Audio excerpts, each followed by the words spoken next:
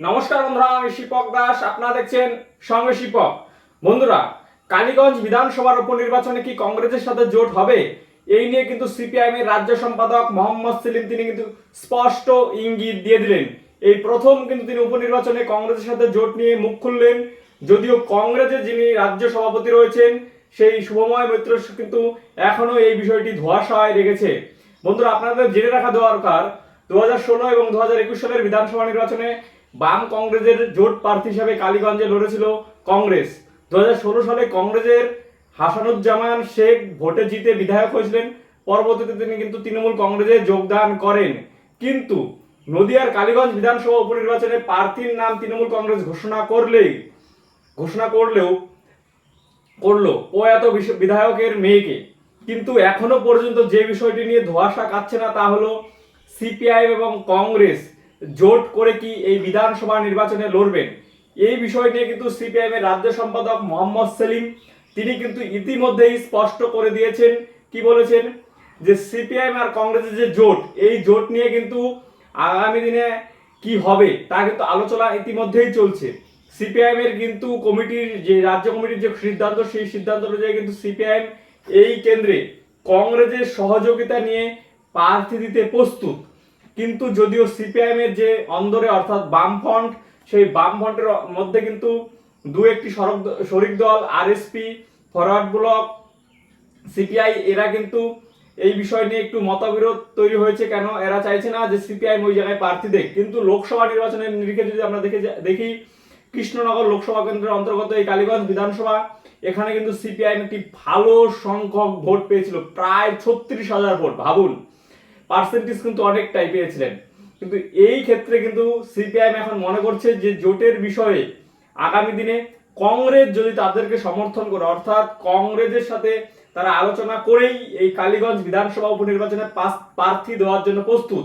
এখন দেখার বিষয় শুভময় মৈত্র তিনি কি করেন। কংগ্রেসের সভাপতি হয়েছেন। তিনি কংগ্রেসের সভাপতি হওয়ার পর বিভিন্ন ছোটখাটো লোকালের যে সমবায় সমিতি নির্বাচন, সেখানে জোট বেঁধে লড়াই করলেও এখনো কিন্তু তিনি তেমন কোনো বড় নির্বাচনে কিন্তু জোট বাঁধেনি কংগ্রেস এবং সিপিআইএম। এখন এই যে উপনির্বাচন আগামী 2026 সালে বিধানসভা নির্বাচনের আগে এই কালীগঞ্জ বিধানসভা উপনির্বাচনে বর্তমান কংগ্রেস যিনি সভাপতি রয়েছেন তার কি মনোভাব সিপিআইএম এর সাথে জোট নিয়ে, তা কিন্তু মোটামুটি একটা স্পষ্ট হওয়ার দিকে। কেন বলছি? কারণ তিনি যদি 2026 সালে সত্যি করেই বামফ্রন্টের সাথে জোট করে এগোতে চায়, তাহলে কিন্তু তিনি উপনির্বাচনে কিন্তু কংগ্রেসের এবং সিপিআইএম এর জোটকে কিন্তু তিনি সমর্থন করবেন এবং তিনি কিন্তু সিপিআইএম কে সমর্থন করবেন, এই আশা কিন্তু মনে রাখছে সিপিআইএম। দেখুন, একটি কথা, সিপিআইএম এর যিনি রাজ্য সম্পাদক রয়েছেন তিনি কিন্তু এই জোটের প্রশ্নে কিন্তু বলেছেন যে আমরা মনে করি ওখানে অর্থাৎ কালীগঞ্জে বামফ্রন্টের সিপিআইএম প্রার্থী হলে তৃণমূল এবং বিজেপির বিরুদ্ধে জুতো সই লড়াই হবে। বুধবার রাজ্য সম্পাদক মণ্ডলীর বৈঠক হয়েছে, তারপর বামফ্রন্টের সিদ্ধান্ত হবে। আমরা কংগ্রেসের সাথে কথা বলবো, তাদের জানিয়েছি ওখানে বামফ্রন্ট মনোনীত সিপিআইএম প্রার্থী দেওয়া হবে। সেলিম এক প্রকার বলেই দিয়েছেন ওখানে সিপিআইএম প্রার্থী দাঁড় করানোর জন্য আলিমুদ্দিন স্ট্রিট চায়। কিন্তু তারপরেও যদি কংগ্রেস সমর্থন করে তাহলে ভালো, আর যদি না করে তাহলে সিপিআইএম কিন্তু এখানে কোনো রকম কংগ্রেসের সাথে যে জোট, সেই জোটের যদি রাস্তা কংগ্রেস বন্ধ করে দেয় তাহলে কিন্তু একা লড়াই করার চিন্তা ভাবনা করছে সিপিআইএম। এই বিষয়টি কিন্তু সিপিআইএম এর রাজ্য সম্পাদক স্পষ্ট করে দিয়েছে।